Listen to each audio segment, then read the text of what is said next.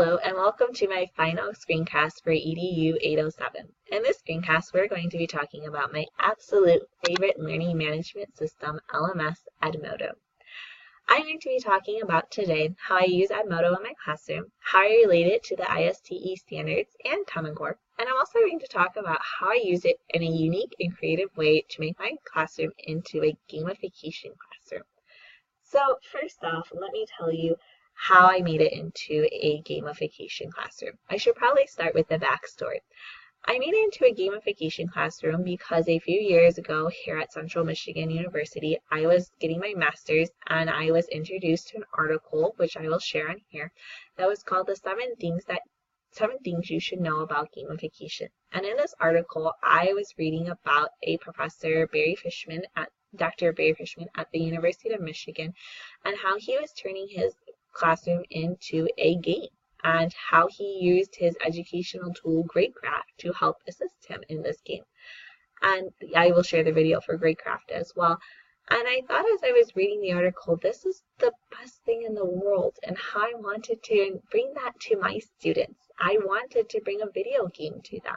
And I thought, well, why can't I? And at this time, I also was learning about LMSs. And Edmodo was one that I stumbled upon that gave me the freedom and the choice to make my own GreatCraft.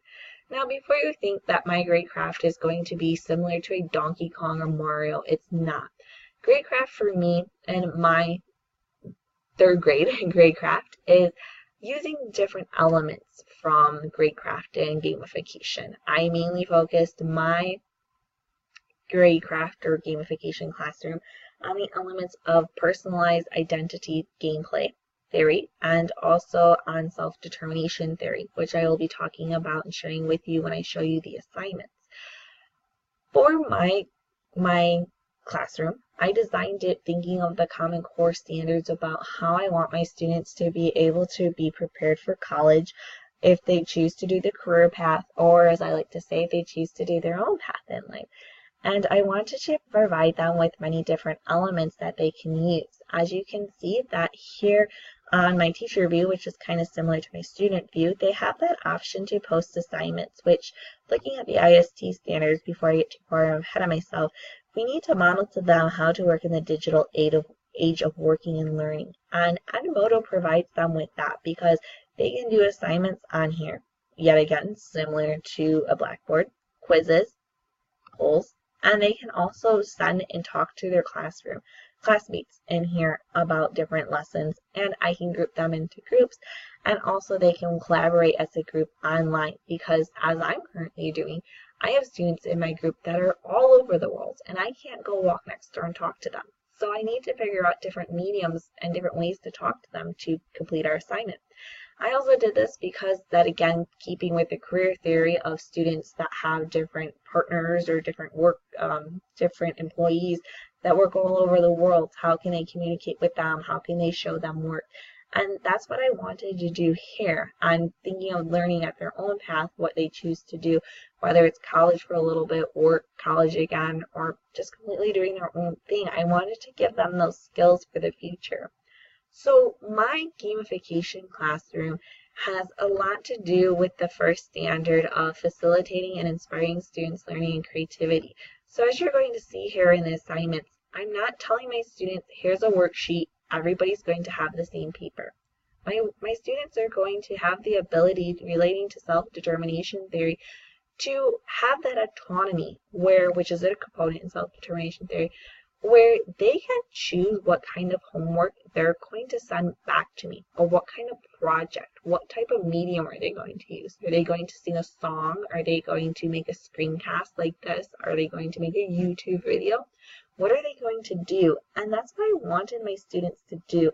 I didn't just want them to turn in the same uniform assignment. And I should say that I don't call my assignments on here. I call them levels because thinking of Mario, the levels are not called assignments.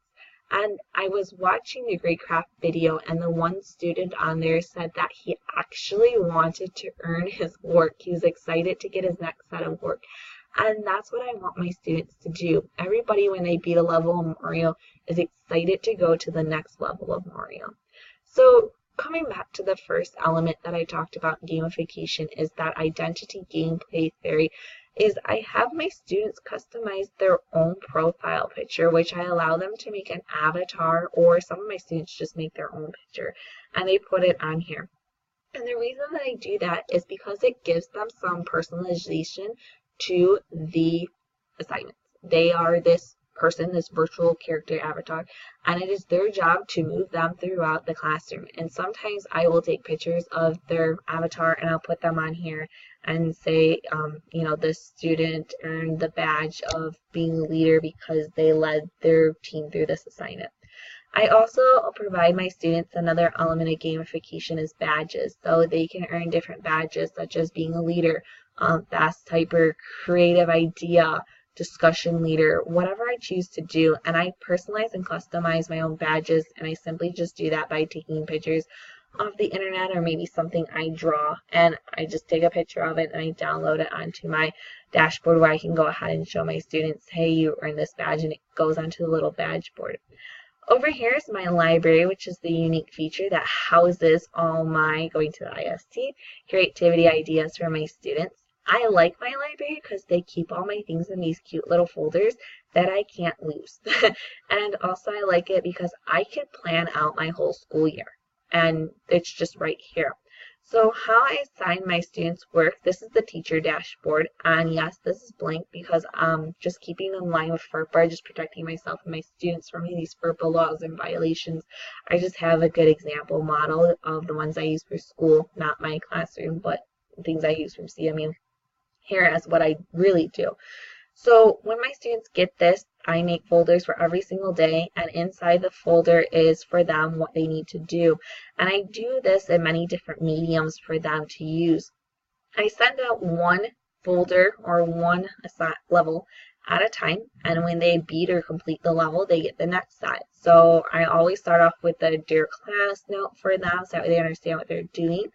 And then they can reply back to me, or they can post on the wall if they have any questions. Posting on the wall is kind of like the Facebook or Twitter, where you can comment to each other and share your ideas. After they do that, if they submit it or I can see that they read it, I can send them out the introduction video. Now, this was made back in 2015 before I knew what screencasting was. And now I have done it in a screencast version, so it's a little bit faster and a little bit more up to date than this one here. And it tells my students what they need to do. And the other ones for them are just videos where my students can go ahead and create customized videos. They want to send that out to a friend, they can reply or they can like it. And they can also watch it and gives them an introduction. The current folder that you're looking at, the current lesson that you're looking at is a light one. So it doesn't really get to work into the work part until we get to about Wednesday. And here I ask the students to do some experiments, and I allow them to send them back to me. This is what they need. They can use a webcam, they can do many different things where they can send it back to me of how they're going to do the work. So my students can do that.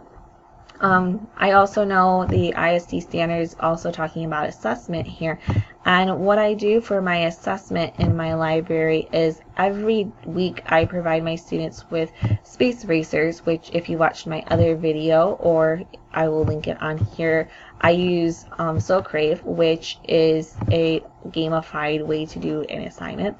And on here my students can do their space race, and I allow them to pick the time when they can do it. And when they go onto the space race, they can move their little die throughout the race and earn their points to get their grade. I also do a pre-space race on Monday where the students work as a group and a team to answer questions. So yet again, they have to use the board here, or the wall here, to post comments, and they can do it privately. They could send it just to Joe, so that way Brittany, who's not in the group, doesn't see what they're talking about. So that way they can answer questions. And my students can do that. Yet again, I have high security and high monitoring on my Edmodo, and my students can talk about that, and they can earn things such as maybe an extra credit point or phone a friend during a quiz or something silly like that, like we see in many different gameplay shows. And my students like that because they get to choose how they learn, and they like earning little secretive things. So I'm teaching them how to have that external and extrinsic and intrinsic motivation to be a group leader and work together as a team. So in summary, I love Edmodo for many different reasons. I mostly love it because it let me create my own little grade craft that's best for my students. I love how it fits very well with the ISTE standards of being creative. My students can submit their homework in a zillion different ways, and they can try new things that works for them.